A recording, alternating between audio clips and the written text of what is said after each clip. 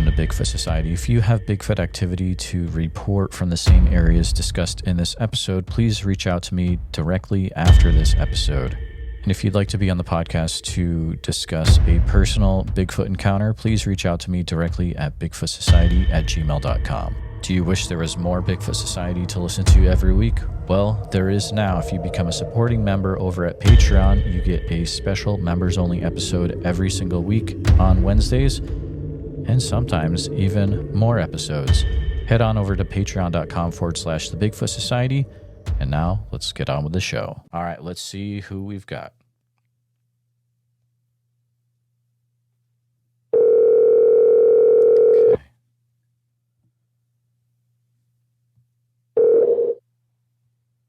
Okay. Hello? Hey, this is Jeremiah.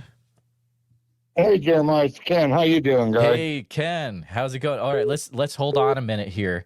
Ken, we got to make... Okay, Laura can hear you. All right. Well, Ken, Thanks for calling in. It's good to talk to you again. It's been a while since we last talked about what's going on up there in Montana, but is there any updates that you can let us know of what's going on there, Ken? Yes. We just come out of the Swan.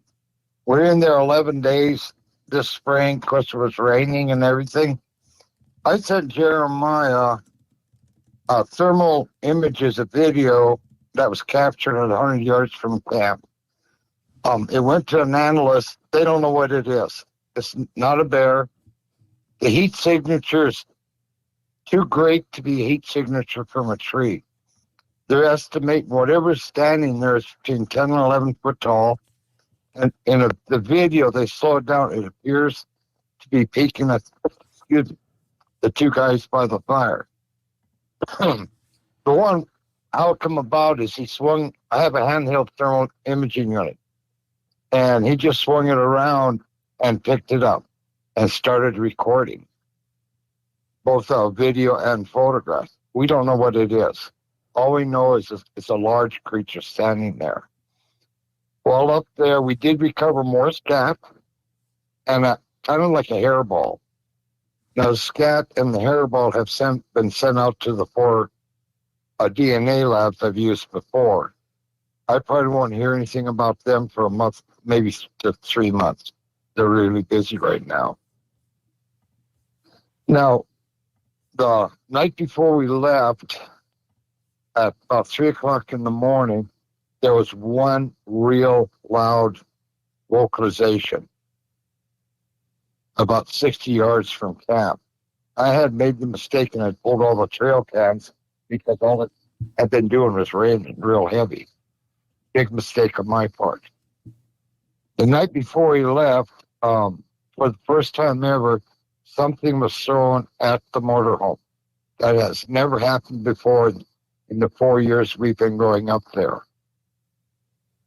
So what it was, I don't know. Nobody was awake. Nobody was up. So something, to me, was a warning to leave. Just like what happened over in Idaho that we had talked about on one of your podcasts. I did tear the camp down and left. Now, I will be returning probably in about a week, 2 weeks, back to the same area. I'm going to do a tent camp in there for about 4 days. And I'm going to see what happens. I'll be putting out the trail cams and everything.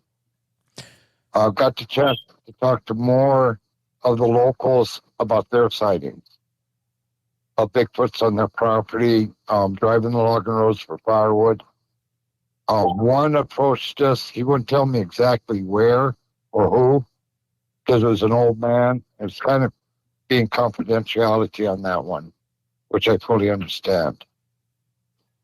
This area is very, very active. I received a call 3 days ago. They've seen Bigfoot walking along the highway and in the area that we do our base camp there in the Swan. So that's about it right now, Jeremiah. It's just been planning to go, and then I'm headed over eastern Montana to Wolf Creek, and that's south of Great Falls, between Great Falls and Helena. There's some fresh reports over there, so I'm going to be meeting 2 of my members to go over with me. I'll be going in through Rogers Pass down there to set up a base camp. So that's pretty much the update right now. I will let you know, Jeremiah, when I get those lab results of that scat and that coughed up hairball, I guess you want to call it. Yeah. The hairball did not look like anything a cat or a dog would have coughed up. The hair, it's totally different. Yes, and you know where I've got it frozen at, alongside the other one. Mm-hmm. Oh, yeah, I know. Yep. Yeah. It's been a while since we talked, but I'm remembering now. Oh, man. This is it's so good to talk to you again, Ken. Remind me how long you've been researching that area for again. Oh, 4 years. 4 years. That's right. Yep. And guys, just to make sure everyone's on the same page, this is Ken Metzger. He is with the Montana and Idaho Bigfoot Research Group on Facebook. And I've talked to Ken about 2 times on Bigfoot Society. This was about a year or so ago. You can go ahead and check out those episodes if you'd like to hear more about what Ken has been up to in the past. But did you say you were going to be tent camping, Ken? Yeah, I'm going to do tent camp this time. Oh, man. Have you ever done that before in that area? No. My kids say I'm being dumb about doing it, but I feel, in a way, I have to make amends, so I don't want to take the motor home. And there's a particular spot I want to put the tent at. Now, the tent will have, looking away, solar-powered motion detectors. Now, there's 3 lights. There's 72 LEDs in those 3 lights. If anything that triggers that, I will get that either on video or photos in color. Plus, I'll have my trail cams in that. Little campfire. I'm going to try it. I don't mind going alone, as I kind of enjoy it. I don't have to get aggravated by people that come. But this would be the first time I'm actually going to go in with the tent. Wow. And to see what happens. Ken, you got to tell me what happens after you, because, man, 4 days tent camping in this area, it's going to get wild. I absolutely know it's going to get wild, dude. I hope you're ready. Oh, I'm ready. Don't worry, I don't have to change your clothes with me, if you know what I mean. Oh, yeah. No, I hear you. I hear you. Oh, man. Dude, I'm so I'm glad that you were able to call in, give us a little update. Sounds like things are getting wild in the Swan Mountain area. It is. It's probably one of the most active areas right now in western Montana. From the reports I'm getting. And we are getting reports out of the Oxbow, and that's up off the Yak River. Okay. So that may be an area I may head into later with the motorhome and that to do a base camp. It's just trying to decide where to go. And I'm trying now, it's the most current reports is where I want to go. Absolutely. And that. So, but yeah, we've been into the Swan now 4 years, at least twice a year. Yep. Yeah.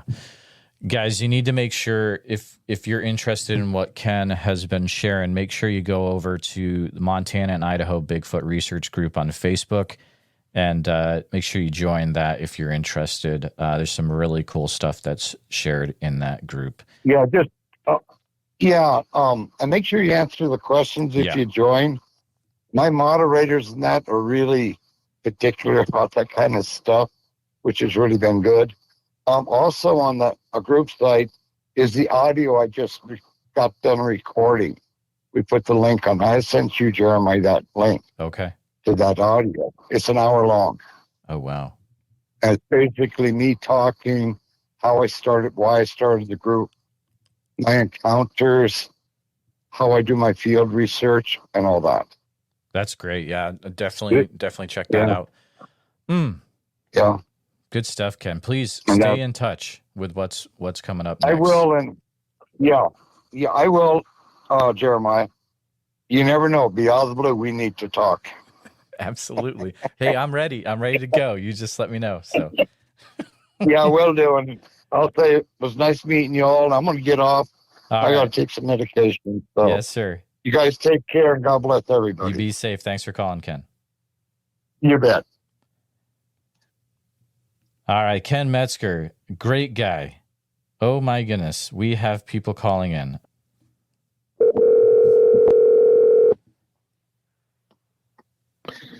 Hello? Hey, this is Jeremiah. What's going on, man? Joe, what's up? How have you been, buddy? Dude, I've been doing good. Thank you for calling in, Joe. Guys, this is Joe Purdue from Wild and Weird, West Virginia, correct? Yes, among other things. That's true. Man, you guys are starting to do all sorts of stuff now. I'm excited to see what's coming up next. Yeah, we've got a lot going on in the bag. There's a lot of stuff that I can't quite talk about, but we do have a show coming up if anybody's interested in it from Small Town Monsters, called Paranormal Horizons, and we're going to be covering topics from Bigfoot to UFOs, aliens, contact, hauntings, you name it. If it's strange and unusual, we're going to take a look. I'm excited. I think I'm going to be seeing you next weekend over at Monster Fest, right? Heck yeah, man. We can't wait. I'm excited to see you and all these other folks that we normally only get a chance to see like once a year at some random off show. And but it's really cool. We're going to be at Monster Fest in Canton, Ohio next week. You'll be there. We'll be there. Anybody who's cool is going to be there. Mm-hmm. So, you definitely, if you have the ability to get out to Canton, Ohio, want to do that next weekend. Tickets are still available over at smalltownmonsters.com. Absolutely. You'd almost think like I'm a professional sales pitch guy at this point, right? You're really good at this. So aren't you guys doing you're doing something at Monster Fest too, right? Yeah, we're doing a workshop because we do all kinds of workshops like that we host, and we have folks come out to those, and we teach you basically how to do the thing, whether it's Bigfoot research, paranormal research, looking into the UFO phenomena, and essentially it's like a whole day intensive when we do those. And this time, we're going to be doing one of these kind of like in a reduced fashion. You get to have us for an hour and then come hang out with us and talk to us the rest of the day and pick our brains. But we're going to be doing an equipment demonstration, show folks the kind of equipment we take out into the field, what it's used for, why it works, what it does, and what we're using it for. Nice. Dude, I'm excited for that.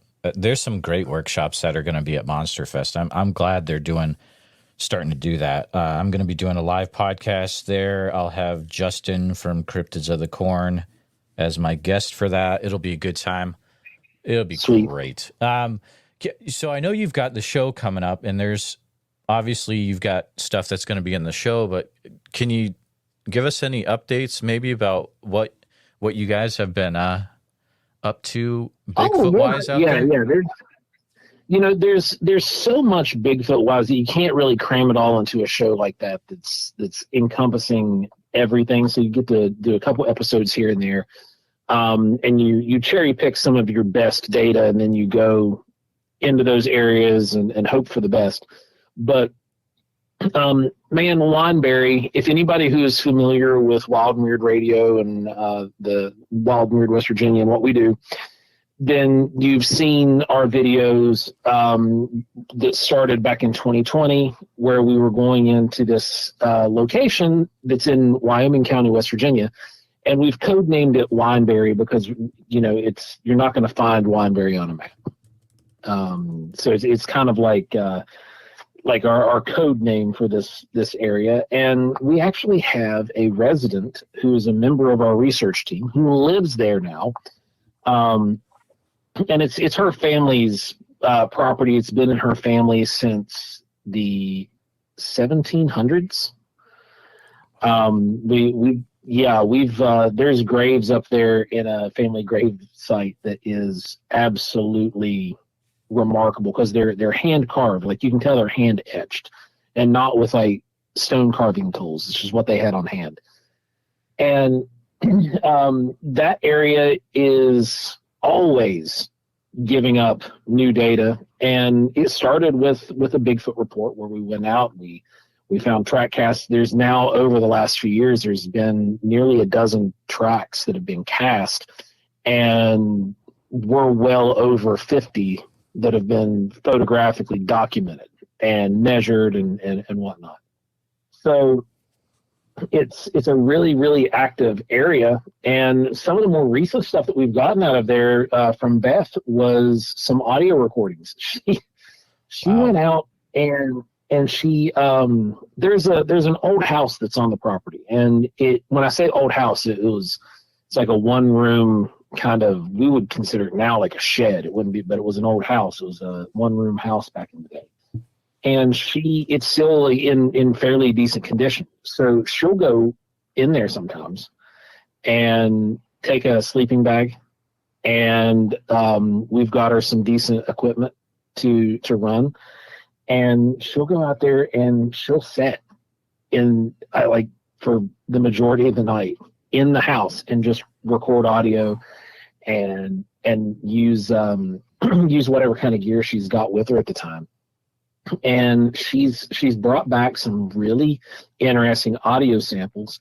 You'll hear some of them in the show, but there's so many, like, I don't have a problem talking about those.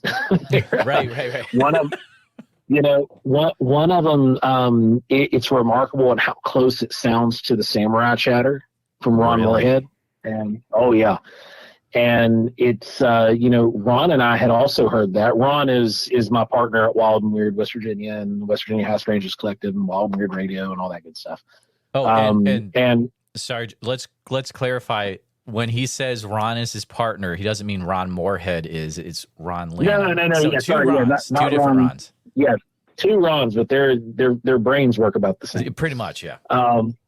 So me and Ron Lanham were out at our farm, my wife and I's farm, and we heard this same chatter and we recorded it. We actually got it recorded. Seth actually released some of it in the Mountain State Monsters Sasquatch Unearthed episode. So you can go back and hear some of that. But there's clearly voices down in the ravine, and there's no people there. It's a couple hundred acres of family-owned property, and cattle are the only thing that's there. And then as far as people go, the next closest people is the opposite direction. The direction that we're facing when we recorded the audio goes on for, I think, 3 or 4 miles before you come to the next house. And so we got some really good audio there, and it sounded very similar to what Beth had got, and again, really similar to what Ron Moorhead had recorded back with the Sierra Sounds. So we've been really excited about that, and we're looking into installing some long duration recorders out there. Wow. I've got some PVC out in the garage. I've just got to get time at this point because we're still filming some episodes for Paranormal Horizon, and I've just got to get the time to get in the garage to fabricate these basically weatherproof tubes to store the recorder. And we're going to start hanging those out there in a few places. I'm not going to paint them camo. I've seen some people that do a camo paint on them, but I've got some material that I can sculpt, and I'm going to actually make them look like tree bark and broken off limbs and paint them up so that way they look more natural and kind of blend into the environment, and will hopefully make them a little bit harder to detect. And we're gonna put those out. We're gonna put one in the tree near the house that Beth's got this audio from, and then we're gonna put another one up on the ridge for sure. And I'd like to put a third somewhere, but I just don't know where the best spot would be there. One of the more recent track casts that she got out of there was a large. There's slide in, okay? And I want to kind of clarify what I mean by that. In Bigfoot tracks, these alleged Bigfoot tracks, there's slide. Like, you're stepping in when you leave a really nice impression, it's normally in soft strata. Mm-hmm. It's not going to be in the gravel, Sometimes you'll get some good ones that are in a gravel road, but normally it's going to be like on a mud puddle or on the edge of the mud puddle where it's kind of silty clay material, and you'll get a little bit of a slide in the step. And that extends some of these footprints a bit. So, you're looking at footprints that measure from heel to toe around 18 to 20 inches. But if you read the footprint close enough and you look at it, you'll see where the toes might look a little extended and long because they've slid farther out into the mud. And the heel, you'll actually see almost like a second heel impression if you look really, really close on a really clean one. If you're lucky enough to get a really nice heel impression, you'll see like almost like a silhouetted heel. And that's normally where the heel actually came to a stop. And so we'll measure from there. So most of those footprints that we're getting that are in the 18 to 20 inch range, realistically, the foot is probably around, 16 to 18 inches physically. I don't think that, based off the slide anyway. And one of the tracks actually had a small track in it. So it was about a 6.5 inch long track that was 4 inches wide. Man. And it was right in the middle of this track. And so that indicates to me that if these things are out there, because I don't like to speak in terms that are, definitive. Right. There's possibilities that this, we're all just crazy. I just don't throw it out. You have that thought? You have that thought too? I'm just kidding. I have that thought too. No. But you know what I mean, right? Like, I've had experiences. I actually, in 2001, we talked about this on your show forever ago. Yeah. I had a sighting in 2001, and I recently had a sighting. I can tell you about that because that's something new. I had a sighting back in October of this past year. Okay. I can give you a brief rundown of it here. Yeah, go ahead. But anyway, these possible tracks, if this is really out there and what we think it is, then this shows a large adult subject with a young subject, a baby, so to speak, or at least a toddler. And that's extremely interesting. And to see that we're getting that out of Wandberry, because for years we were getting the same single creature for years out of Wandberry. The tracks were all relatively the same size, but there was one key physical marker that was a dead giveaway, and that was the big toe.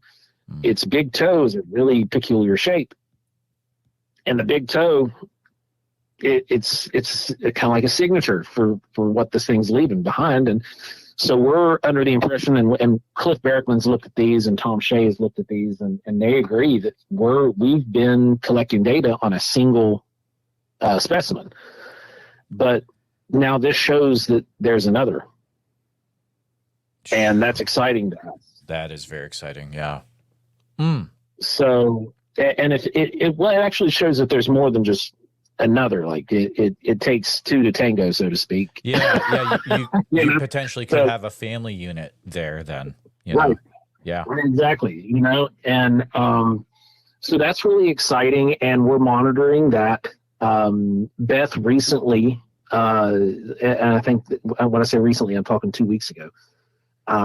She found a 8-inch track, which would fit the growth pattern, because the other one was found in the mid-fall. It was like around the October timeframe of last year, because she had just got that one pulled out of the dirt no sooner than she came down to CryptidCon and brought it with her, so that way we could see it. And we got a bunch of other people to look at it too, and it was really awesome. So, so as far as like the new stuff that I can actually talk about, that's kind of it. But I did have a sighting. of something. Back in October, I'm a classically trained chef, and I was working for a friend of mine's restaurant doing an outdoor wedding catering. And this joint was out in the middle of nowhere. It's an old homestead here in West Virginia, and it's actually near the Ohio River. And it's, I think as the crow flies, it's probably about 8 miles from the river. But there's nothing out there. There's a couple stray houses, but it's mostly just old farmland. It's not been taken care of farmland, so you've got third generation trees growing in. So it's what we call like a tertiary forest. So they're all trees that are like in the oldest tree there is easily 40 years old. So you're dealing with smaller, thick, really dense brush and trees that are about the width of your thigh, maybe a little bit bigger for the most part, all the way through this land. And wedding's over, and I've got me and one of the other employees in the truck with me. We've got everything loaded up. The party's still going on. We've left the food out because it was all indisposable stuff, so that way they can clean up and leave. Because they were planning on partying well into the next morning. And we were done with dinner right around dusk, and we'd got everything packed up, and we were rolling out. So I still had a little bit of ambient light, but my headlights were on, and we're leaving the party. We drive out, and it's me and this other employee, and we're going out this dirt road, and I see in a silhouette of this thing. I'm like, oh man, there must have been an old house that was sitting there, because it kind of looked like an old, topiary basically that had died. Okay. It was like that kind of shape, and it was around like roughly 6.5, 7 feet tall. And I was like, oh yeah, there must have been a trailer or something that was sitting here, and they've hauled it off, and now it's just all grown up. And my headlights hit it. Well, it had been raining for a little while as we were tearing everything down. And this thing was standing there with its back to me at an angle, and it had long, kind of blondish hair. Oh, wow. And it was, I very clearly saw its left hand. And it looked a little different than the ones that I'd seen in 2001, in the sense that this one had lighter skin color. It was more like a tan, ruddy brown rather than like a battleship gray. Yeah, right. You hear that a lot. And the hair was a lot lighter. The ones I'd seen forever ago, they ranged from jet black with the little one to like an auburny dark brown to just normal dark brown. This one was much lighter colored and was a little bit slimmer build, and I was much closer to this one because the truck came within 35 feet. Oh wow! And I've got employee with me; they're on the clock, and I couldn't just stop and chase this thing down because I wanted to. But anyway, I stopped the truck dead with the headlights on it. The employee that's with me sees the thing as well. So there's 2 witnesses in this event. And she's like, what is that? Oh my God, what is that? Yeah. Yeah. And I open up the door and I get out of the truck, and I'm standing there on the road, and everything in my brain is telling me, like, it's research time, buddy. We're going to spend the rest of the night out here in the woods, and we're going to collect as much data as we can. Right. And the employer side of me was like, you have an employee in the truck that needs to get off the clock, because until you get back to the shop and clean, they're getting paid $18 an hour. Yeah. Oh man. Oh, that's terrible. So, yeah. So I'm sitting here and I'm like, oh God. Oh, and I was so conflicted, and my stomach just dropped. And I'm honestly, I'm glad that I didn't go with what I actually wanted to do, because come to find out, that part of the property was not owned by the family that was having the wedding at that farm. It was the neighbor next to them. And that land, nobody lives on it. It's a hunting lease right there. So if and this was in October, so there's people out, and there could have been somebody out in that area and see me running in, and here I am, would be a trespasser at that point. Absolutely. And I'd have got smoke showed right there. Yeah. So because I did call and we set up some time to go and investigate the area. And the owner of that land, when I called and talked to them, they weren't surprised at all. Really? Like it wasn't like when I told them what we saw, and I said I'm actually an investigator and I'd like to come out and take a look some point. And she was just like, well, I'm not comfortable with you going out there until it's not hunting season. She's like, if you could wait until, the turn of the year or into next summer, you can come out there, just call me and let me know. And I'll let everybody know you're going to be there and what you're going to be doing. And I've given you the green light. But she said, right now there's people on the hunting lease that can come out there at any time and hunt. And she's like, I just wouldn't want you to get hurt. I wouldn't want something happening, somebody seeing you and shooting at you. And I was like, well, yeah, I agree. That's the last thing I would want to. So we made arrangements to and got clearance to come out there, and we're excited to get out and take a look at that spot because, obviously now it's a cold case. I'm not going to collect data from my sighting at this point, but we've been doing this long enough. We know what to look for. We know where it looks the best to look for things, and we're gonna give it the good old college try and get back out there. Well, I've been on the property where the wedding was at since then, but oh man, we're really. You got to let me know what happens for sure. Oh yeah, absolutely. I'll give you an update as soon as we find out. All right. Yeah. So we're excited about that one. But yeah, like the only thing I can think, man, we had the food outside, and it was roast sirloin, and I had tons of different sides, and all of the sides had aromatic herbs on them. Mm-hmm. So you had all of this fragrance in the air that was just calling stuff in, and then you had a DJ and a dance floor and music, all that craziness going on out here. And you've got lasers and lights and all this stuff going everywhere. Joe, so now you know what you need to do to get these guys to come in every time. I know, man. I'm just going to go out in the forest, cook, and have a rave. Oh, man. You're actually going to get to see that eventually, by the way. Oh, really? Okay, all right. Oh, yeah. Okay, good. Yeah, we're at our next Bigfoot workshop. We're actually going to do that. Ron and I used to both be in bands. We weren't in the same band, but we have enough equipment to cobble stuff together, and we actually have some DJ lights and stuff like that. And we're going to do that at the workshop just for fun at the end, and see what happens. If we're getting skunked, otherwise we're going to go and we'll turn on we'll start up the fire, cook some food, and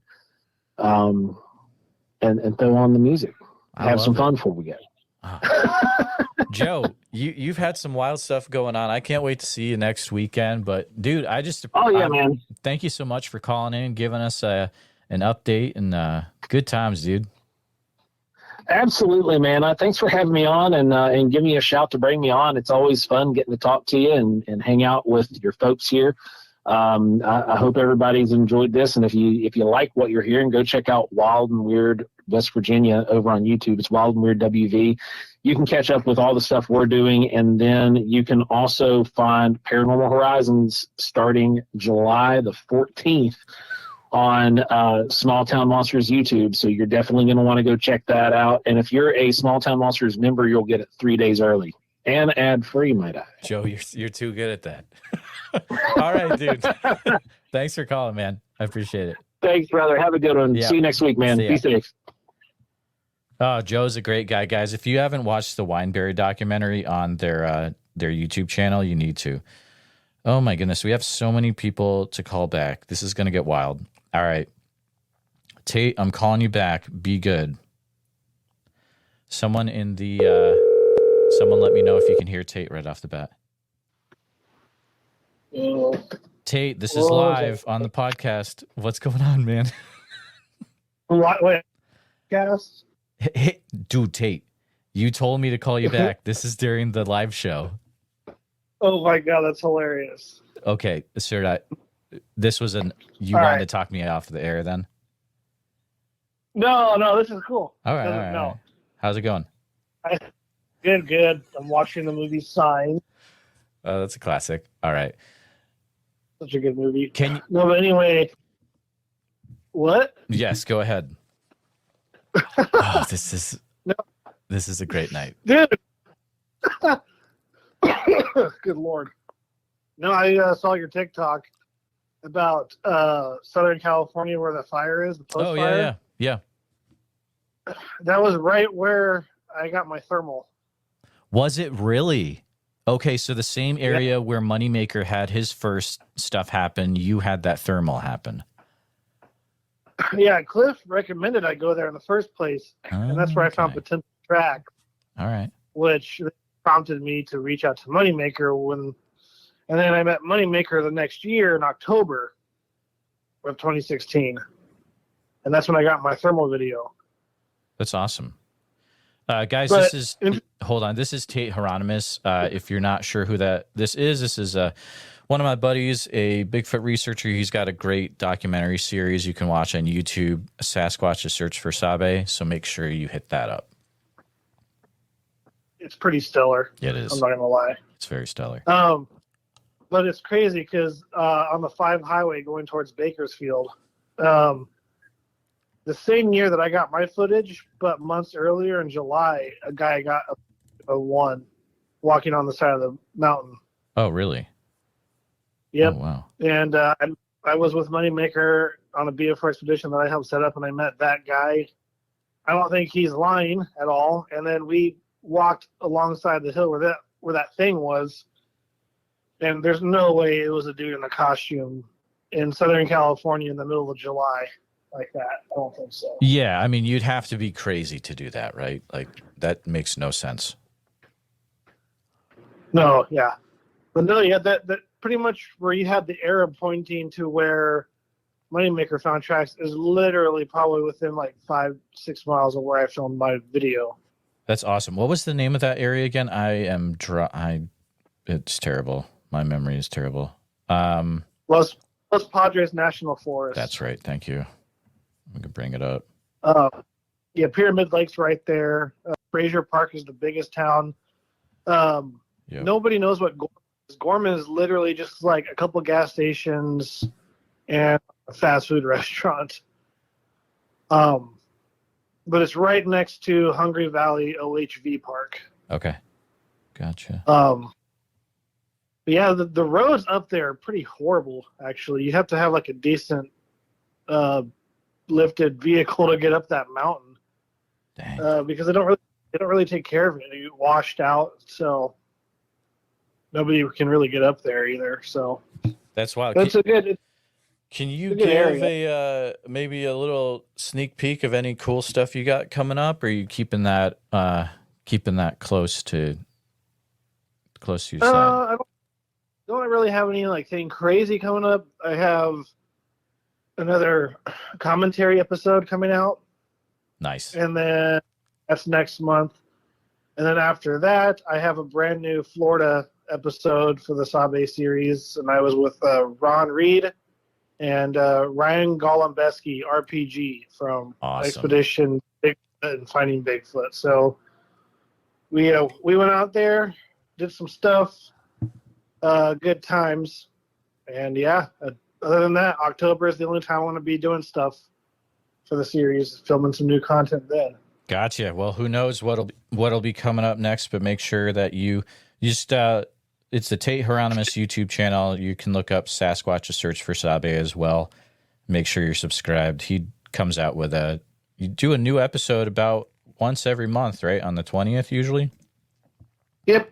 I planned that, so every 20th of October I have a Bigfoot video coming out. So there you go. Might as well stick with the 20 month. Exactly. Well, I'm glad I talked to you tonight. Thank you for asking me to call, and you didn't even know I was doing the live show. So good stuff. Yeah, I had no idea. Like, oh, I'm doing the live show. Yeah, there you go. All right, dude. I got to keep it moving because I got people calling in. So good chatting with you, dude. See you. All right. Taking me out. Peace. Oh my goodness. Good old Tate. All right, let's see. Who do we got next? All right. Let me know if you can hear the individual right off the bat, please. Hello. Hey, this is Jeremiah. Hey, can you hear me? You got it. Hey, what's going on, brother? Oh, hey, this is Mr. Craig, isn't it? It is. All right. Thanks for calling in. What do we got going on, Greg? Oh, man. I don't even know where to begin. I know you reached out to me a while back with some contacts, and he shared some information with me. It's close to where I'm at. And Be careful. like I said, I didn't know really. Craig, all right, real quick. Yeah, is it okay, wow, this could get interesting. Okay, go ahead, man. Yeah, just don't mention the other people, please, like by name. Yeah, no. Okay, great. But he shared some information. Well, there was a group. Yep. Shared some information with me, some pictures, videos, some locations, just to be aware of what's going on.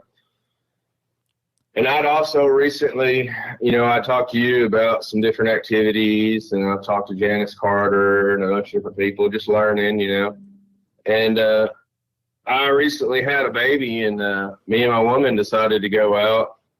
Me, her, and the baby go out at night and just see what was going on, and just pretend that we weren't Bigfoot hunting, I guess. I really don't know, but it seems like every time she goes out, she's like a magnet for activity. Wow.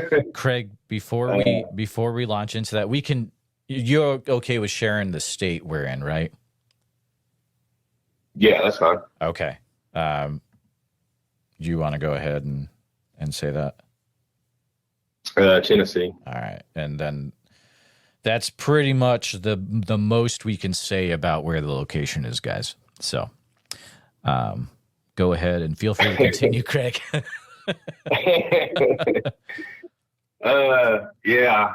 So we went, she's been with me before in the daytime, but never went at night. She decided let's go at night, and I thought, well, we've got the newborn baby, and why not have a magnet? You just to see, we went. This area's got a lot of graveyards in it. We sat in a graveyard. As soon as we got there, we started hearing activity. She was freaking out. She's like, I can definitely hear stuff walking around. She's a non-believer, by the way. But she goes out. Like, I don't know. She has experiences, but until she sees it, it ain't happening, right? Right. But we could hear, I had the recorder out, and we could hear stuff walking, or we weren't sure what it was. Stuff, a lot of activity, but it was really dark out. So we sat there for a little while. She got spooked. We decided to move to a different location. It's a location I've talked about with other people before. I've had some activity. It's a little bit more open, just slightly more open. We were just parked. We weren't even outside. We were just parked. As soon as we got there, set the recorder out, and almost immediately started having some wild action. Just noises, trees breaking, snapping, twigs snapping, movement. We were looking around, looking off to all the directions. We'd get there, get quiet. You'd hear movement, and it was definite steps. And I've not talked about this to anyone. This is the first time, so I may stumble through this. I've texted 2 people this, but I've never spoke it out loud. And me and her still haven't even talked about this. So we're sitting there, and we can hear, we definitely can hear activity all around. Again, we got the recorder out. It's dark. I've got a really good spotlight with me, but I've not got it on, just, saving it. And of course, everybody's like, get your cameras rolling, get this, yada, yada. But, I mean, I'm even out here for this experience, and, you don't even do this all the time. But, like, we're just talking, and as we're talking, I'm kind of getting nervous right now talking about it, actually. Didn't think it'd be this way. This is weird. This is actually weird, and it's really interesting and part of my research, like, yep. How people have these events when they're out there for them, and they don't know how to react, but that's what they're there for, and like, I hear all these podcasts about people shaking when they tell their stories, and I'm actually sitting here shaking right now. I wouldn't believe it, but give me just a second. No problem. So we're sitting there, and we can hear definite movement to our left, which is on my side of the vehicle, and I'm looking around over there, and she's freaking out because she hears something extremely close to her side of the vehicle, which is a little bit closer to the wood line. That wasn't intentional. That's just how it worked out. But so I'm hearing noises to my left, and I'm looking, and I can see a little bit because it's a half moon or whatnot, clear night. But there's definite movement, and you can almost see where it's going, but you can't see. You just follow your ears, if that makes any sense. And then I start hearing movement over on her side, and she's already freaking out, and I'm looking over at her. She's like slumped down in the seat, shaking just a little bit, like not wanting to talk. And she's trying to grin and make jokes about it. And then I kind of brush it off. We talk about, are you creeped out a little bit? Yeah, I don't like these things walking around. I'm like, what do you mean these things? And she's like, well, I know there's one on my side, and there's definitely something bigger on your side. Oh, man. And I was just like, okay. And we were just sitting there again. And like I said, I've got my recorder out, but again, I've never put myself in these people's shoes that have had these encounters and never been able to, they don't share them right, or, they're out there for it, but they're like, oh, I've not done this, but I've not went back through the recorder. We don't talk about it, but so we're sitting there, and man, it's almost like I don't even want to say it. That's crazy. This is what I do, and it's crazy I don't even want to talk about it. But we hear definite movement, and she's starting to get a little creeped out, and she perks up all of a sudden. Like I said, she slouched down in the seat a little bit. She perks up, and I definitely hear movement off to my left. And I'm scanning the wood line there, and I just wait, and I slowly pick up my spotlight, and it's a pretty bright spotlight. And I kind of think I see something, but I don't. Then I hear kind of like a step. And then I wait, and I can feel her tensing up. And then so I tell her, I said, I'm going to shine the light, just see what we see what happens, just kind of jokingly to ease the tension. But as soon as I hit the light, when they say these things move fast and they move quick and they can disappear, I'm talking about this thing was lightning fast. What I saw was about 30 yards away from me. It was just a slight incline. The bulk majority of what I saw was, I'm not even, and I do this, I've not even went back. She's begged me to go back. Like, when are you going back to take your measurements?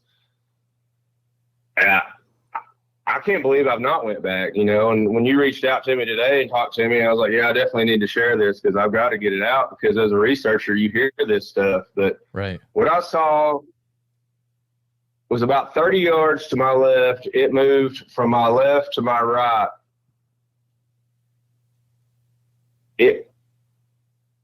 What I saw with the light, I hit direct movement and actually caught the glimpse of it, was between 6 to 7, 8 feet off the ground. Like, there was more of it, but that's what I actually caught with the beam. Cause I didn't have it on, like a broad floodlight. I had it on a direct spotlight, so it just hit that instead of the broad flood, whatnot. that shocked me, just seeing something that high. And then immediately this thing was gone faster than I could move the light. I mean, I was just seeing movement, and you can hear it on the recording. You could hear her talk about it. I can hear it, but I've not went back through it enough to really sit down and listen to it. Just I know it's there. It freaked me out to listen to. I mean, it ran away, but it happened so quick that, like, I wasn't expecting it to be that way. I figured my reaction to it was not what I expected. I figured we would talk about it. We would go out immediately and run there. Because, like I say, this is what I do. I've been there a million times.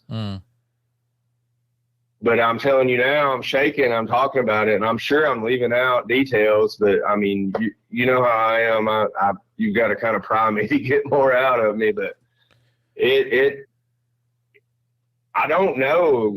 I'm having trouble processing. Like I said, it's the first time I've texted this to 2 people. Right. And this is the first time I've actually even spoke of it. And I don't know if this is even where you want to go with this or whatever we were trying to do. Yeah. I mean, Craig, were you able to see any details on it, or did it just disappear that quickly, or ran away that quickly?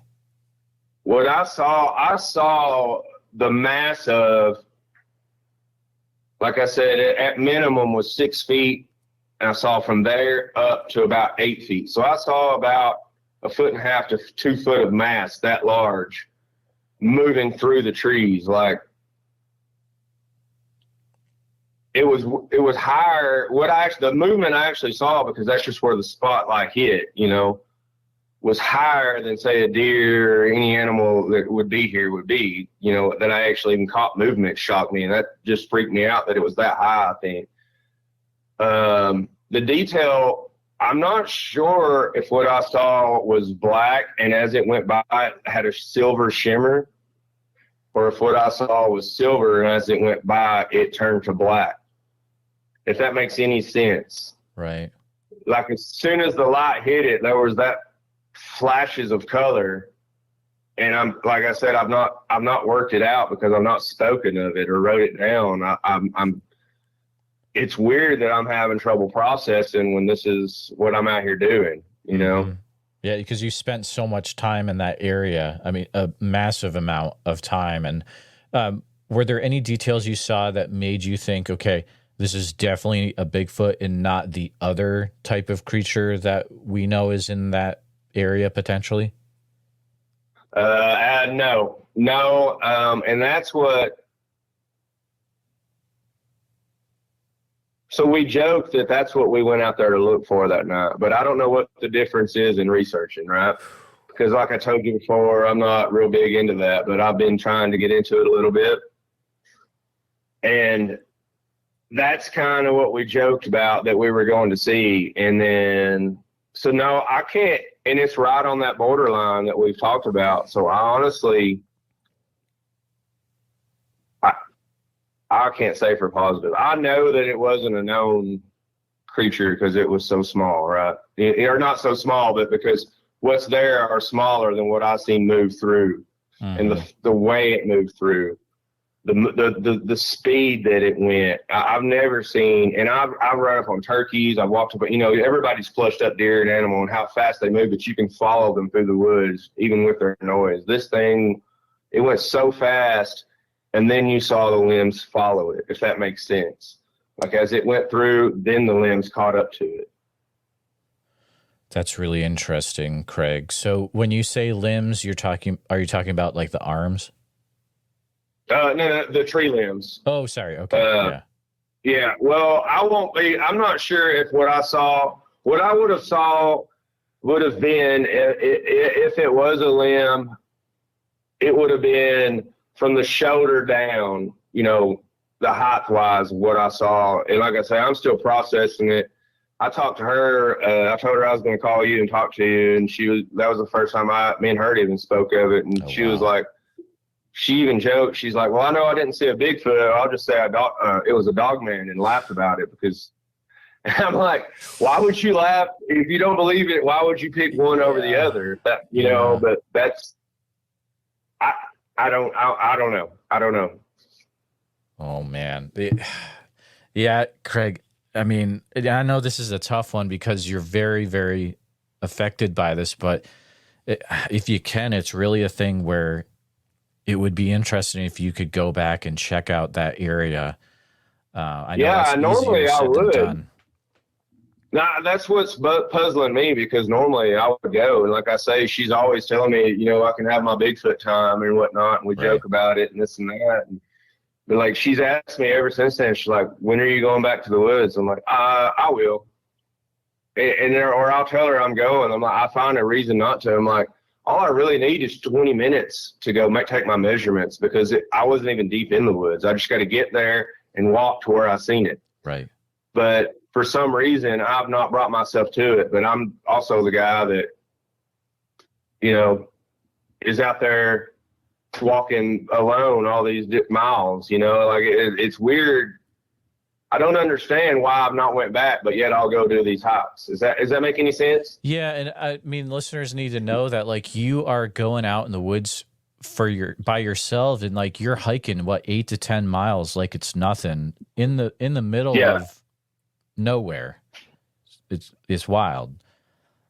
But you know, I know going through the thing that I experienced a few weekends ago when my son and I went camping and we had some stuff happen, like I was affected pretty hard by that. And there was a point where I was like, I don't even want to come back and do any of this again.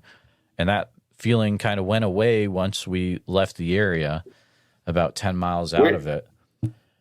You were saying you don't want to come back and do any of what, like any camping or even the podcast stuff? Oh, just the camping, because like, so what I feel happened is when we were in that area, I feel like I was affected by infrasound. Right. Like I was telling you earlier, and it hit me really hard. And I was like, you know, feeling kind of angry, feeling like I don't know what's going on here. It's really messing with me. And I was like, you know what? I just want to get out of here. And about like 10 minutes away from the area, like that whole feeling just left. It was a very weird experience, Craig. I'm still kind of processing that myself, and it's been a number of weeks. So, it like I said, this happened. My sighting, or if you want to call it that, I mean, everybody's going to classify them different. I'm definitely going to say it was a sighting. I won't say it was a broad daylight, full body sighting, you know, but I'm definitely leaning, because of what I saw and the height and the movement and the sounds leading up to it and afterwards and all our actions. I definitely believe it was a sighting. But like, I almost, like I talked to you before, you know, what am I going to do when I see one? I was like, I really don't know. Like once I seen it, like my feelings, I believe these creatures 100% wholeheartedly exist. But then it was like, oh, we talked about it for like a hot second in the woods there. We left, we came home, and ever since then, I just been like, I'm done with everything. I'm good. But like, I don't know. And then you reached out to me today, and I was like, no, I can't be done. I got to go back. I got to do this for, you know. But like, I understand now. I used to hear these people talk about how they would hold these encounters in for years and years and years. And I'm like, no, you got to share it. But like, I understand now. I mean, it's crazy. It's a wild feeling. It's like I say, talking to you now, I'm shaking. And I was in a car. Exactly. You know, it wasn't like I walked up on this thing, you know. Craig, I'd be interested to see if you're able to see any tracks in that area. I mean, if you do decide that you can go back, I would be very curious to see, you know, what measurements you take and if there's any evidence that you find there too. I'm going tomorrow. Okay. That's great. We already talked about it, because we were going to go tonight, but we just said, I need to go in the daytime to get my measurements right before we go try to have another experience. And then, like I said, I don't know. She's like a magnet for it. So if you guys got any non-believer women out there, take them with you if you want to have an experience, because it's wild. Well, all right. I'll keep that in mind. Craig, it's been a pleasure chatting with you again. I think if you could maybe in the next few days, if you have any updates, definitely reach out. Let me know what you find. So yeah, I'll go out and get some measurements tomorrow, and I'll get them sent over to you. And if I can, like I said, I don't know why I've not went and pulled the recording off. We listened to it as we were leaving, and we could hear it. And I've just set it down. I've not put it on the computer. So I'll try and get to that too and get that sent over to you. Absolutely. Well, Craig, thank you for calling in. I appreciate it. Hey, no problem, brother. It was in fun as always. All right. Be safe. You too, bud. Whew, guys, it is one wild night. Let's see. Let me look. Cliff called. That's going to be an off the air call. Hello? Hi, this is Jeremiah. Hello? Hi, this is Jeremiah. Hello, this is Kevin. Can you hear me? Oh, hey, Kevin. How's it going? All right. How's it going? Dude, I've had so many people calling in. I'm excited to talk to you. Do you mind introducing yourself really quick to the listeners and listeners? If you can let me know if you can hear Kevin in the chat, and then after we hear that, we'll go ahead. Oh, okay. Yeah, I was in the chat. I was listening to the sighting, and maybe I was behind or something on the chat. Is a little behind, but yeah. Anyway, this is Kevin Llewellyn, and I'm in Eastern Washington State.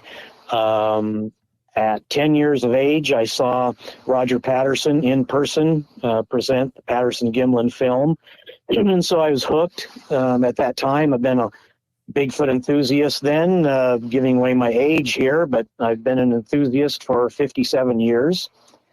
Yeah, and stuff's going on up here. That continues to go on. The 2 weeks ago, I was in the Washington Cascades, Cascade Mountain Range of Washington and Oregon are, I think it's the heart of Bigfoot activity. I know they're all over North America and everything, and Alaska, but yeah, the Cascade Range, is definitely one of the hot spots. So yeah, I just I had stuff going on. Like say 2 weeks ago. If you want me to kind of go into what we found and things that we heard then, absolutely. Okay. Yeah. The first night, there was a wood knock, unsolicited wood knock, south of camp. And then, just after, 2 a.m., we heard some things, the coyotes going off, but on my audio, I've got 2 clips, and I wish they were closer to the recorders. I listened to it with my headphones on, and it almost seems like, well, there's a possibility, I'm just not sure, but there's a possibility that it's not a coyote that set off the coyotes. So you hear it said, a lot that a Bigfoot howl, sets off the coyotes, and they start doing their howling and screaming and stuff. And so anyway, I just kind of had this gut feeling. Another thing that was going on, and this might not mean anything at all, but we were sitting there in camp, and the frogs were going off to the east of us. And, frogs will just go and they won't shut up, but all of a sudden they would just go quiet. And they would stay quiet for a few minutes. And this may be just, typical frog behavior. I don't know. Mm-hmm. I don't know anything about frogs. And then they would start in again. And then all of a sudden they would just shut up. We didn't hear anything walking around, but we were just, listening to other wildlife. When you're out there, pay attention to the other wildlife to see what they're doing. If you're going to maybe get any Bigfoot activity going on, and how that affects the other wildlife. And so I just had kind of this gut feeling like, could there be something east of our camp that was over there maybe listening to us? Could there be some Bigfoot activity that was going on over there? So the next morning, myself and two others went over, and it's hard to say exactly how far away from camp, less than 100 yards, because we got to walk around all the deadfall trees. So you're zigzagging, to go back in there and checking things out. And came upon this area, and 3-4 feet wide, 9-10 feet long, and there were these boughs laid down on the ground. And there was a smaller snag, dead tree, that came down. And so we were looking at the boughs, we were looking at this thing. Did it bring down these boughs? We did a lot of checking. We did a lot of experimenting with those boughs, breaking them ourselves, and they were broken, but like broken and peeled. So 2-3 inches up the little limb of the broken bough, the bark was peeled away. And so we're thinking, and all this is laying there by this downed tree. I looked and looked for hair. I can't tell you how long I looked. And I'm like, okay, come on, got to find some Bigfoot hair, right? Here in the swamp. Yeah. But so anyway, definitely we're doing that. So we decided, okay, let's say Bigfoot did not peel these boughs off and try to make a mat or a place here on the ground. So say these boughs came down with the tree when it fell. But at the same time, I was going through this matted area, and in places there were boughs that were 4 or 5 boughs deep. So we're like, okay, so then, let's just say, okay, it's not big. Let's say, okay, don't jump to saying that it's Bigfoot right away. Mm-hmm. Let's say the tree did this when it fell, when it came down.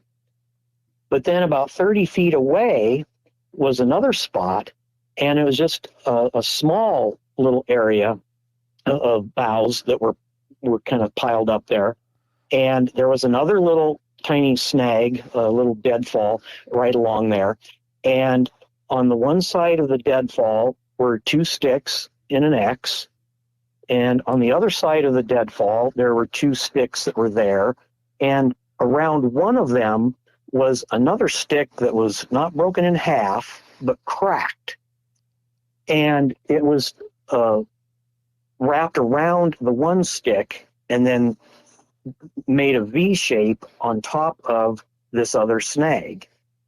Now, I'm not much into all these X's and all this stuff in the forest because I see it millions and millions of times. Here in the Pacific Northwest, we've got, snow load, we've got freezing rain, windstorms, and so there's all kinds of this stuff, the way things come down. But so we found this possible, that was it a resting area? Was it a possible kind of a bed? Was it a spot where they were listening to our camp?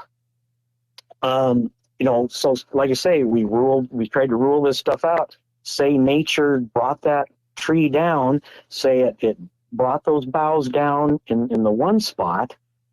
How it kind of piled them up, I don't know. But then, like say 30 feet away was this other spot. And so you combine the two together and it was like, okay, explain that to me. That's what I always do to people. I always say, okay, you explain that to me, help me out, explain this to me, how did this happen?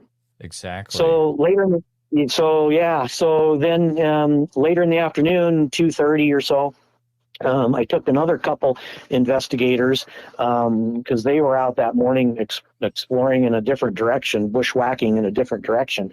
So I took them back, and I said, hey, you got to look at this. Take a look at this. So I had some other people back there from our camp, and 3 of us hung back, and we were hanging around, and we still kept looking. And we had circled that morning, myself and the other two that were with me, we were doing circles around there, trying to find, any other signs that could point towards Bigfoot, But anyway, in the afternoon, myself and two other people were back there, and all of a sudden the one guy goes, I hear something walking back over there, further to the east. And we're listening, and we could hear the little twig snaps. There was something moving back over there, and there was kind of a vocalization. I thought, okay, that sounds like maybe like an elk. Elk will do like a mew, mew, kind of a thing. But then all of a sudden, we heard rock clacks. No duh, elk do not do rock clacks. Right, that's not an elk thing. Yeah. And okay, so hey, that if you know me, I'm always trying to rule out stuff. It's like, okay, what else is out there? Elk, fox, bear, that's going to do things. But okay, then all of a sudden these rock clacks start in, and I look at the other two, and I said to the one, I said, that's rock clacking. And he said, yes, that's rock clacking. Right. And so, yeah. And so we're standing there listening. And then the other one, he was a few yards in front of me. And the other guy, he's kept, I still keep hearing it. There's still something moving over there. And so, like I say, I can't remember how long. It wasn't terribly long that the rock clacking went on. But it was several times. And then I took a little twig and I tapped on a dead stick or a dead limb sticking up out of a deadfall, a down tree. And so I kind of did my own little tapping and to try to see if I could get any kind of response in that. And well, the rock clacking stopped. So Gotcha. they didn't want to try to, answer or do anything like that back. And so anyway, it wasn't a nest, but was it a spot? It was definitely in a location where they could easily listen to our camp. And so was there something going on there? Like I say, I just can't say 100% sure. If we would have found some hair, then I would say for sure, and not just jump to the conclusion that Bigfoot was making some kind of a mat or some kind of a place to sit or lay down. Exactly. So, yeah. That's a thing where, because when I see stuff like that, I'm always thinking, okay, maybe Bigfoot, but potentially bushcraft. But you mentioned some stuff that's like, it's very weird, right? And especially the rock clacking. I mean, that's very weird. Yeah, it wasn't, and we didn't find any, kind of, shelter type things, like you say, Gotcha. Like somebody practicing survival thing or anything like that. There was no lean-to. It was just that that mat of boughs laid out, and then, like I say, 30 feet away, there was almost another spot. And of course, in my mind, I'm picturing all this. Well, could it have been a Bigfoot and maybe a mama, and she took her little toddler and she's like, goes over here, and it's like, you sit here, you don't move, I'm going to lay down and listen to the camp, listen to those humans over there. And so, my mind gets going like that. But then in reality, to keep it serious with investigating, it's like, okay, we got to rule out these other things. Like I say, boy, I wished I could have found some hair. I was sky high there for a few minutes. Like, there's got to be some hair around in here that could maybe point us towards Bigfoot. But anyway, like I say, that was in the Washington Cascades 2 weeks ago. And so, things just keep, I just keep having things continue to happen, but just can't get anything on video. Right. So, Well, keep going. I mean, thank you for sharing about that. Is that a place you might be going back to, Kevin? oh yeah, I've been there. Definitely. I've been there. Yeah, I've been there. Yeah, multiple times, and we'll be going back there. So yeah, it's a spot that it has activity for sure. For decades that there's been activity. Wow. So man. yeah. Have there been visual sightings there as well? Oh yeah, Really? there has. Yeah. Oh my goodness. Yeah. So yeah, there's family units that have been in that area, like I say, for decades, and you got to just catch them, try to draw them into camp. I continue to do the curiosity type stuff. That's my approach. I'll play harmonica, flute, type thing, and anything to try to get their curiosity going, and keep them around camp. Keep them interested in what we're doing. Absolutely. Well, Kevin, it's always a pleasure to talk to you. Do you mind taking a few minutes to talk about you have 2 books out now, right? I do, yeah. And the first one's called Incessantly Bigfooting, and the second one's called Incessantly Bigfooting Through Time. And they're fun reads. They're just short stories, and they're some of it is fiction, but others are based on true events. In the first book, I cover my sighting and the cast that I got of a track associated with that sighting. But otherwise, I wanted to keep it fun. I wanted to keep it lighthearted. And I think I accomplished that. There's a lot of books out there with sightings and research that's going on, but I wanted to do something a little bit different, and just maybe have people smile and get a chuckle out of some of the stories.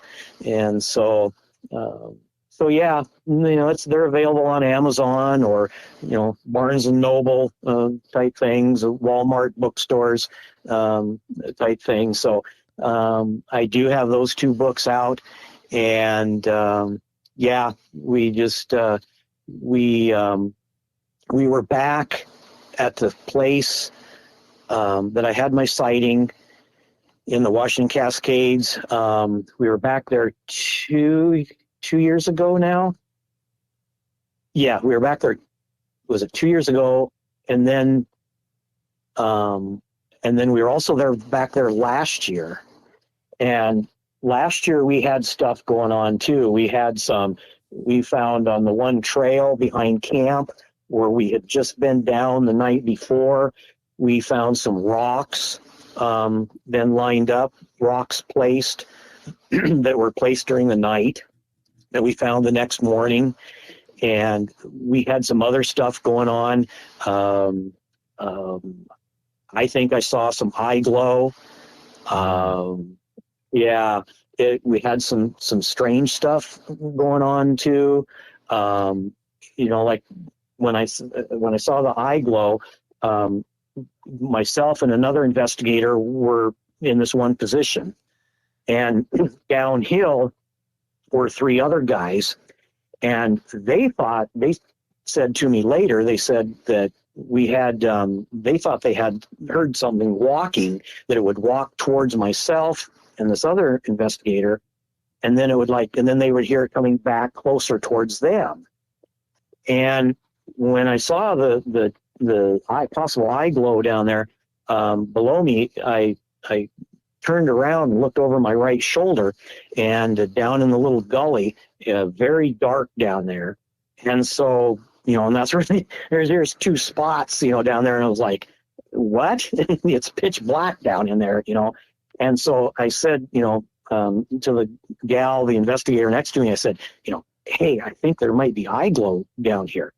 And I had my FLIR, and she had night vision, and we turned. She came around to my left shoulder, and she raised up her night vision, and I was bringing up my FLIR, but with my naked eye, then there was this flash of orangey red light that went through the trees, and she saw it through the night vision. Of course, she saw the light, and it lit up her night vision, and so she saw it that way, and I saw it with just my eyes, and so when it comes to that stuff, I don't know, I don't know what that means. I don't know what that stuff is. Right. You can get into the orbs. Orbs have been seen in that area before. Okay. Gotcha. Yeah. Wow. So, is that associated with the Bigfoot activity? That's, that's a whole nother topic than sure. going there. So, but anyway, so I've been back to the area where I had my sighting, continue to go around to North Idaho, Northeast Washington. In the fall of 2022, I was on my deer stand in Northeast Washington, and as the crow flies, it's about 11 miles from Mossburg, Washington. And those that know the Bigfoot history, Mossburg is the Mossburg Cripplefoot. Right. 1969, the Mossburg Cripplefoot. So anyway, I was on my deer stand, and all of a sudden there's wood knocks ring out in the gully behind me, below me, in my deer stand. And and I'm like, whoa, that sounds like wood knocks, and so it had that happening. And so I didn't get a deer that evening. So I was back in there the next couple afternoons. And I guess, how do you confirm that something is a wood knock and not maybe a tree popping? Okay. Again, if you know me, if you know me, I'm always trying to rule out things, So, I was back like the next, was it even Sunday, Tuesday, Wednesday? I was back there, at least 2 more afternoons, evenings, same weather conditions, and did not hear anything that sounded like wood knocks at all, the next days. Okay. And so, but the first afternoon, the opening day of the season, and that late afternoon is when I heard these wood knocks behind me. Well, then the next spring, the next April, I'm in the same area and wild turkey hunting, and I stop and I was walking back into the timber, and I stop and get a drink of water, and I look over to my right, and on this stump is this old glass bottle, and kind of those antique-like bottles kind of thing. And it was sitting there flat on the stump, and there was a pine cone on top of it. And this was about 200 yards away from where I was in the deer stand the previous October. And so I go over and I took the bottle, I brought it home. I have a finger print kit, finger dusting. I dusted it for fingerprints, and the only ones that were on there is where I picked it up. Okay. Just with my, with 1990. And it only has the opening of like a ½ inch or so. And inside, there were all these little narrow roots, a little small piece of the roots. And they were plant root, and they were dried up.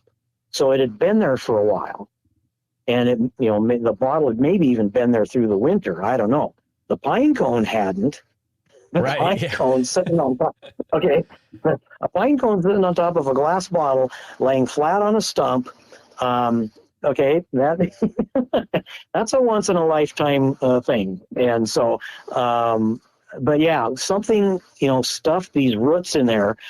I doubt that a field mouse would have tried to have done that. I mean, he would have. There wasn't enough in there to really make a nest. In the sun, shining through a glass bottle, it would just bake a little rodent, a little field mouse. Right. Yeah. And so, I can't see it surviving through the winter. A little field mouse or something surviving in there, trying to make a nest in there and surviving through the winter, then let alone in the spring and having the sun shine on that. So somehow, like I say, yeah, it was filled with these little roots, and then, like I say, pine cones sitting on top of it. Wild stuff. Oh, Kevin, you always have very interesting stories. If listeners want to hear more that are like this, I did interview Kevin a few years ago, I believe. So you'll want to look through the prior episodes and you can find that. But Kevin, thank you so much for calling up and for sharing some more stories about what you've experienced over the years. Yeah, I keep getting out there as much as I can, and everybody keep getting out there and enjoying themselves, and be safe. And thanks for staying in touch with me. And so, great show. Thank you. Well, you have a great night, Kevin. Good chatting with you. All righty, thank you. Good night. Oh man, wild stuff. Good to talk to Kevin again. It's been a while. Guys, we got over 200 people live right now. Thanks to everyone for being here. I wanted to shout out, and I don't know if he's still here, but let me look in the chat here. Where'd he go? Hey, we got Randy from the Sensible Bigfoot Project. Guys, if you like a channel like this, and also there's a ton of Bigfoot research videos, Randy is doing some great Bigfoot research, and he also has some great interviews too. So make sure you follow the Sensible Bigfoot Project. Let's see. I think I had one more here. Let me check. All right. Believe it or not, we're getting caught up, but I think we are going to try to call back one more person. And watch, the last one I call, this is going to be the one where it's going to be, yeah, we'll see. Fingers crossed.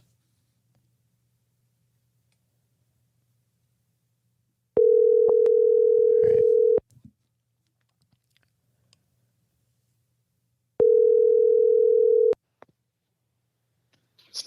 Hello. Hi, this is Jeremiah. Hey, this is Roger. What's up? Roger, I thought you went to bed. No, I hadn't went to bed yet. Oh, okay. Hey, thanks for calling. Getting close. Oh yeah. First off, let me turn this fan off, y'all. Sorry. Should we tell who you really are? Yeah, you can. All right, guys. This is Squatchin Holler. This is Roger. Hey guys and gals, how y'all doing? First, I want to congratulate you. A little late on the getting over the 30,000 mark. That's incredible. Oh yeah, thanks, man. We've been chugging. I remember the 10,000 when that hit. That was a big deal. So quickly, I was at work. I started a new job. I've been kind of busy with that. Yeah. And this lady approached me. I've known her. I went to school with her, and she was like, "Hey, was that you on the podcast?" And I'm like, I thought, "Whoa, she found my podcast or whatever." Yeah, I have. No, somebody posted when you did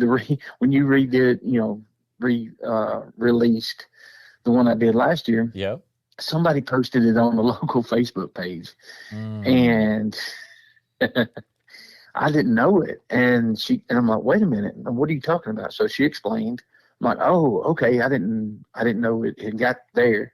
So she proceeded to tell me about some strangeness at her house. Her dog started bringing bones of all different animals to the house. Oh. There's just she owns several acres, her and her husband, and they're acquiring some more there and I'll get the twist here at the end. But so she went over the fence and found I think it was a shed or something that had a lot of bones in it.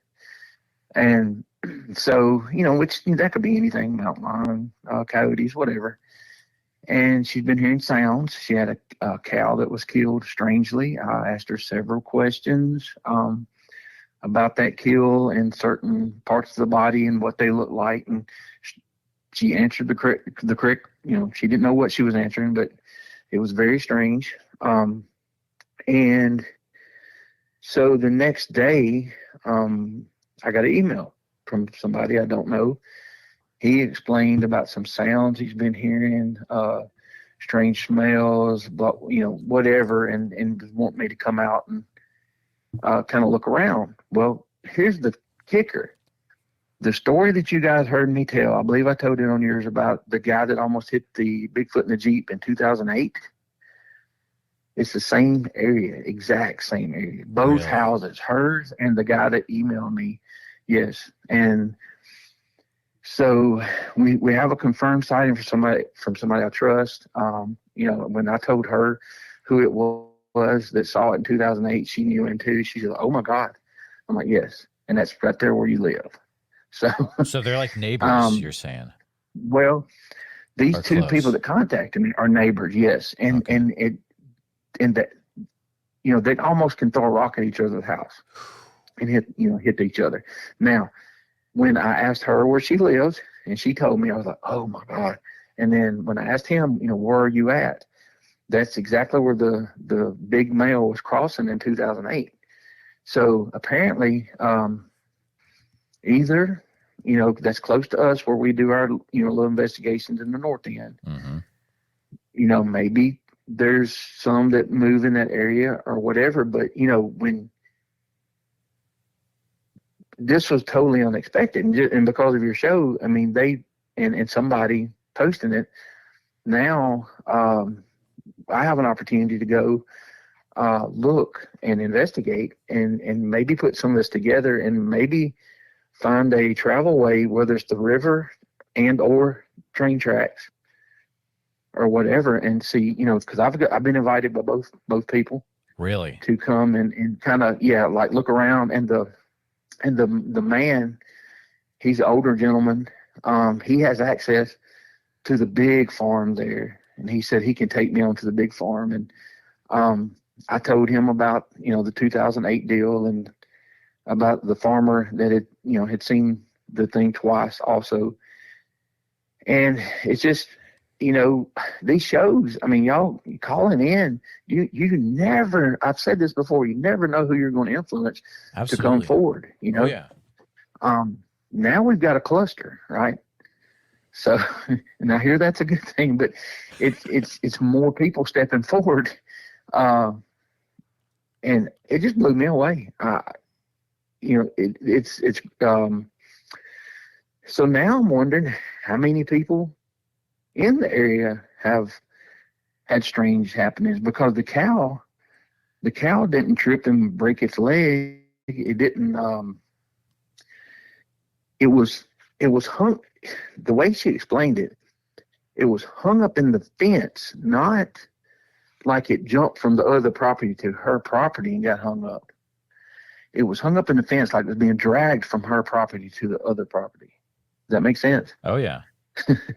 That's a whole nother level, and it was being dragged by the tail. We know that, and the leg, and apparently it got hung, and I don't know, Jeremiah. It's just, and I know I had my experience, and it's been a little crazy. I've had to take a little bit of time away from this, and two, this time of year, what we found here with the high humidity and the heat, we don't have a lot of action even at night a lot of times. So I don't know whether they, I'm sounding like talking like we know for sure, but for those of you that are listening that hadn't heard my story, I actually saw one when I was 14. So I'm not trying to figure out if they exist. I'm way past that. Oh, and I'm yeah. not trying to prove they exist, but when you get, I don't care how much you do this, when you get a witness or when you get evidence, it's still shocking.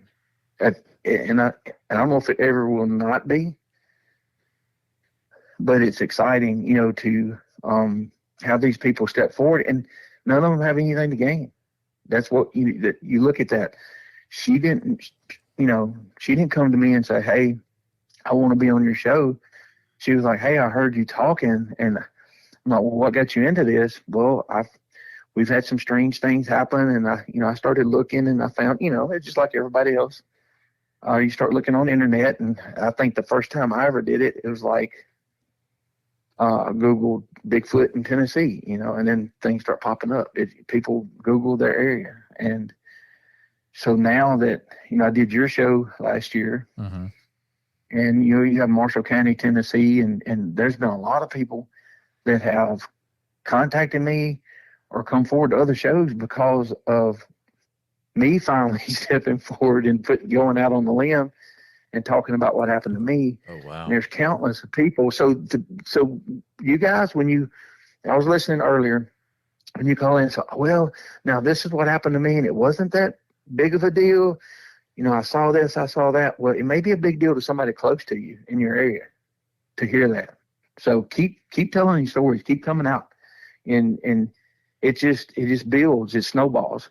And a year and a half ago, I was nervous talking on your show 100 miles an hour, and now it's like people are contacting me, and I'm like, look, I'm not an expert, but I know a little bit. I can get you help, but it's amazing, and people are not afraid anymore. It's just No, they're not. And I kind of with this, Not at all.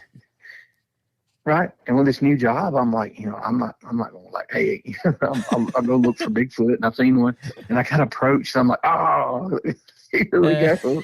But no, it's been a positive thing. Some people. One lady overheard the conversation. A little while later, she came to me. It wasn't anything about Bigfoot, but it was about ghosts and some strange things she's had happen. And I think we all need people to talk to, that'll listen. So Anyway, it's a good thing you're doing, man. I appreciate it. I'll always, appreciate what you did for me. And it was, it's grown. And, so from last year, and I'm not here to, I'm not going to make a living at it or whatever. I enjoy learning, and I enjoy the stories. And I got invited. I think it's August 10th. Hold on. And if any of you guys are gals are in the Eastern Tennessee, North Georgia. Yeah, that one. I think Tennessee Wildman and Crypticon in McMinnville, Tennessee. I think it's Saturday, August 10th. I'll be there. I'm not going to be selling anything. I'll have, table set up. I just want to meet people, and, you share your stories. If you want to keep it confidential, that I'm all about that too. But stop by and say, hey, and if you have questions, I might can point you in a direction, to talk to somebody or whatever, but it's just been a wild ride, and I really appreciate you and Bigfoot Society. And I don't think I think you do realize in a way, but I don't think you really get it of how you're influencing people to talk to each other. So, but I appreciate that, Roger. And guys and people, I'm sure a lot of people will be listening to this. So if you have stuff that you've experienced in Marshall County, you can reach out to me. But you really need to reach out to Roger, because it's important that a person that's in the area and that is collecting all the reports has all the reports. So, Roger, can you share if there's a way for people listening to contact you? Yeah, just, it's the same as my little YouTube channel. It's Squatchin Holler at gmail.com. And you send me an email, and I also have a P.O. box. You send me an email we can correspond through that or whatever. Also, I've got that set up. And because I know some people are they're older folks, like I'm getting to be, and they're snail mail type folks. That's cool. I've received some awesome letters and notes and have thank you yous really? And stuff. You've received Yes, Bigfoot sir. sightings? Oh, dude, I have a P.O. box. I need to throw that out there too. Throw it out there, because you have right now you have older people that they've got a jitterbug phone. Yep. They've got whatever. They're listening to it on their grandkids' tablet. They don't know how to email. Put your P.O. box out there, and they will handwrite you letters. I promise you. Oh my goodness, that's such a good idea, Roger. And it's amazing. It's amazing to open up and somebody that took the time to, write out, whatever. And it's just, I never expected it. I didn't get into this. I got into this to get it off of my back. And then when I got it off my back, I wanted to learn as much as I could. And when I started that, I started meeting people, talking to people. And I'm like, you know what? I can do this little show thing if I can figure out the internet. Right. And and it's been a blast. We've had so much fun with it, and we've been scared out of our. There's been things happen that sometimes I'm like, man, should I keep going down this road, because I may be pushing it a little bit, Keep going. Yeah, I'm not. Yes, but it's no, and I know I sound like I'm gushing, but I don't want to take up a lot of your time, but I just want to encourage everybody to share, with me, I have a show, I do a few lives. I've taken a break because of the new job, but Jeremiah's going to be there. He's there. He's the hardest working guy in the podcast business, and Bigfoot especially, and reach out to him. I mean, you never know who's listening and who you're going to inspire to get that off their back. And it's a great feeling. I told my story probably a dozen times, and not that I'm bored of telling my story, but I will tell it to anybody that wants to listen, because I know what you've been through. And here so the only thing I know about Bigfoot that I actually know is what I've experienced. So I want to learn from everybody in what I can. So maybe if another opportunity arises, I'm ready for it, and that's just the nature of this, because, we speculate all the time. We'll sit around and talk, and I wonder about this, and I wonder why this is. And I'm going to tell you, and I've said it before, you have different people around the country that I have an experience of some kind and somebody else does. And, well, this is what they do. Well, and people choose sides. Well, my thinking is, maybe what if everybody's a little bit right? If you don't talk to each other, then you're not going to solve anything, right? So, have your opinions. I'm fluid with mine. If Jeremiah goes out, if you go out and you and Tate and y'all go do a documentary or whatever, Tater, I'll meet him one day. Yeah, but you will. But he's but if you go out, you guys go out and have an experience, and then you relay it to everybody through YouTube and whatever documentary. That's as good as gold to me, because I know you guys, the way you think things through. You know what I mean? You're not going to like, oh, everything's a Bigfoot, everything's this or that. So, guys, just keep doing what you're doing, man. I mean, 30,000 is amazing, but I know I can see 100,000 coming, and maybe a visit on Joe Rogan or something. You don't have nightmares about that, do you, Roger? Stop it. Did I have this conversation with you? A little bit. Where I wake up at night with a panic attack that it's going to happen. Like, I literally, it's going to blow up, right? No, that it's a panic attack for me. So don't say that into reality. Hey, just a quick editor's note here. What I'm referring to is that I wake up in the middle of the night freaking out about the possibility of going on the Joe Rogan show in the future. It's just a weird thing that I freak out about. Not to say I've ever been contacted, but I just have a feeling, and it would be weird. Anyways, it's weird that Roger brought that up. Weird synchronicity. Anyways, let's get back to it. You bring it in. Look, y'all. Yeah, I take this subject seriously, but man, I love to have fun too. And it's the people that I've met here from all over, really. I've met a lot of people, and most of them, there are some people that, in all walks of life take themselves a little too seriously. But some of those people, I kind of put it there. I said it one time where I heard a guy that had a PhD, and he was, well, I'm not going to talk to the redneck that lives amongst them and blah, blah, blah. And they say this and they say that. Well, you know, they're burning bridges to this thing they're seeking. Yeah. You know, Absolutely. because I know some people like that I've had some crazy experience. I found some of my best evidence with those people. I mean, they're hard to break into their circle. They have to trust you. And me, you know, I never meet a stranger. And if somebody tells me, Roger, I'm going to tell you something, do not tell this. It stays between us. Absolutely. You've got to earn that trust. You know? Absolutely. So anyway. Half the stuff I get told never gets on the podcast, man. It's crazy. It's crazy, right? It is. Like some of the stuff, you know. You got to respect I've seen that. some pictures, y'all. Oh my God. Oh, jeez. Yeah. And here's I'm not going to say, I'm not going to mention anything. But Jeremiah knows something happened close to me in the past week. And I was a little bit involved with it. But what it taught me was I posted something for somebody, for a friend to help out his business.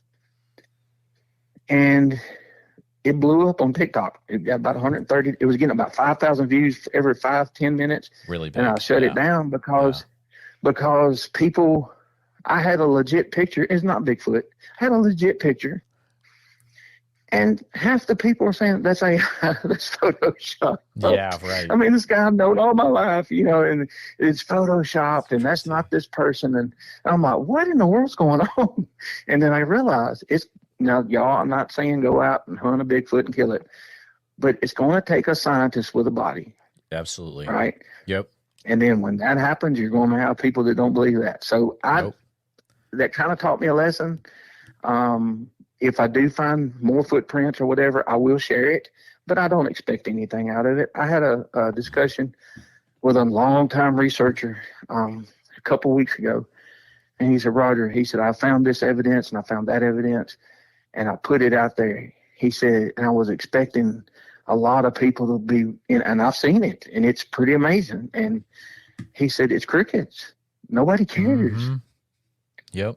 He said people are so distrusting nowadays because of AI and all these, you know, things they see in movies. He said, this is legit. I had 5 people with me, and I've watched the video, and it's pretty amazing. And no, it's not that they don't care. They don't trust it. So I don't know what it's going to take. So just go out and have fun, you guys. Oh, yeah. Talk to each other, and you know it's real. But don't expect, I don't know if somebody drove up on the courthouse square with a body. I mean, would people believe it then? I know, right? I don't know. Well, man. look, my buddy, you know, in we'll 2008 almost hit one. Yeah, if Eric would have just swerved at that thing, wow, this conversation wouldn't be happening. But no, but I don't know. Thank you. Just I appreciate everything you do, Tate, and the gentleman on earlier, and everybody that shared their stories. Keep doing it. Thank you, Roger. Don't let the naysayers. Here's where I'm at right now. Exactly.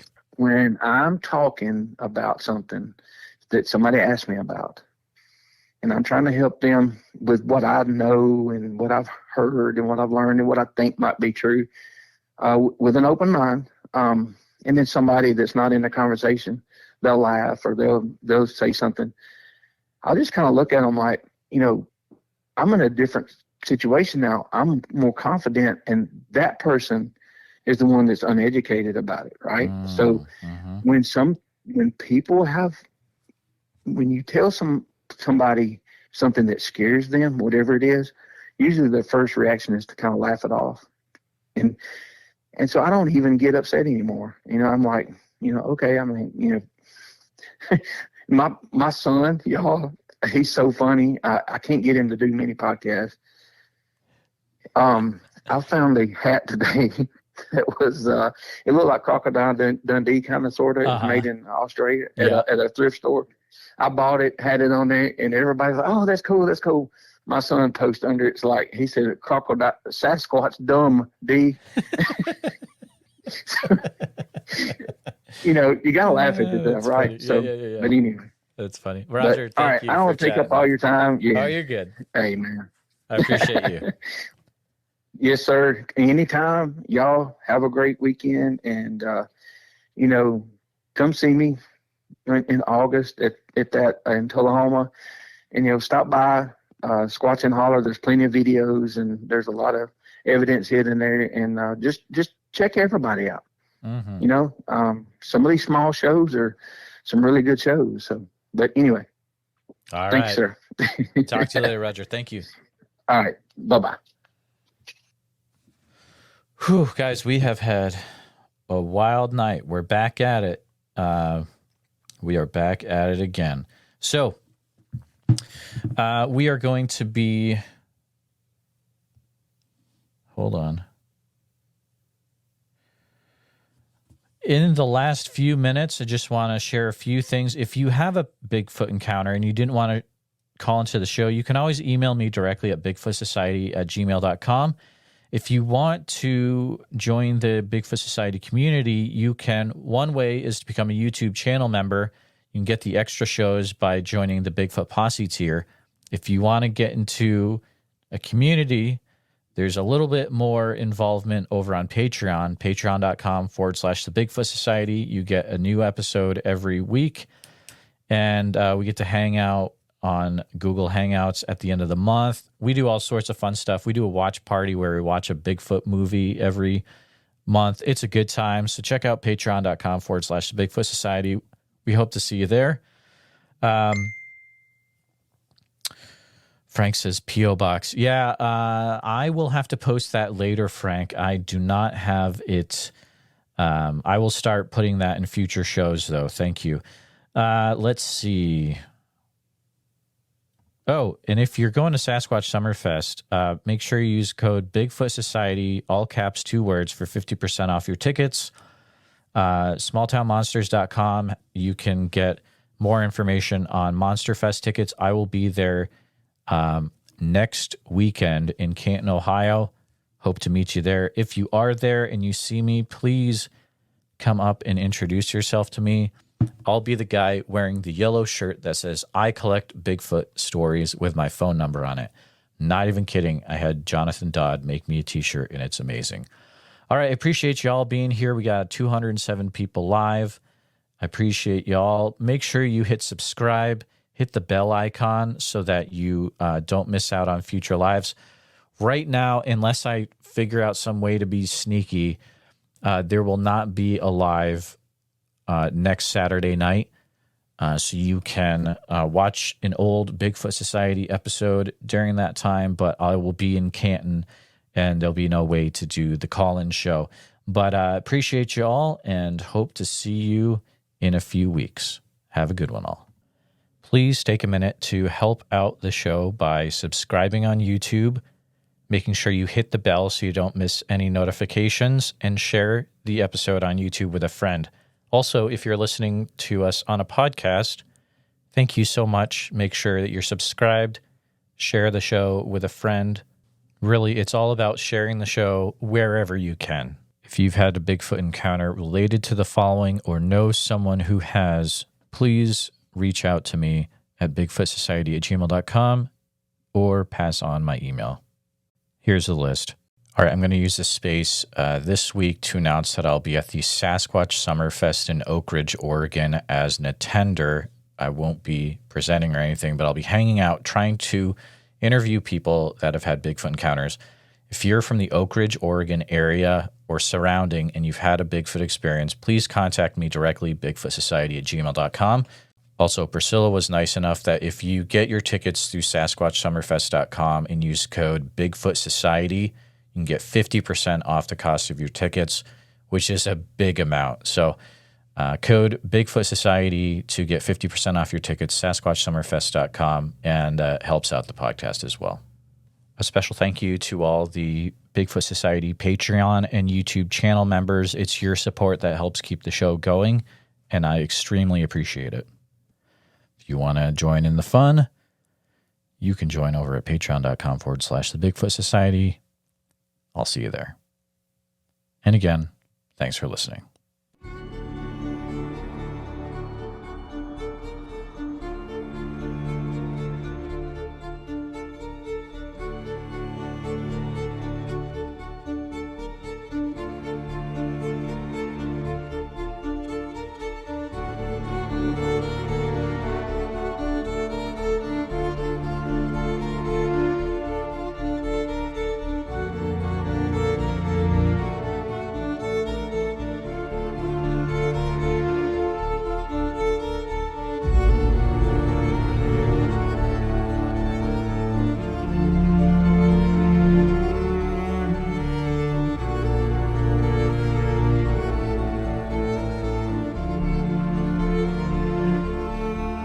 Her and I can get on here and we can tell our stories. Maybe there's somebody else out there listening that's too afraid to tell their story. Maybe this will give them the courage to come out and not feel so bad about it. Who cares what anybody thinks? I know what I saw. I know what's out there. That's all I care about.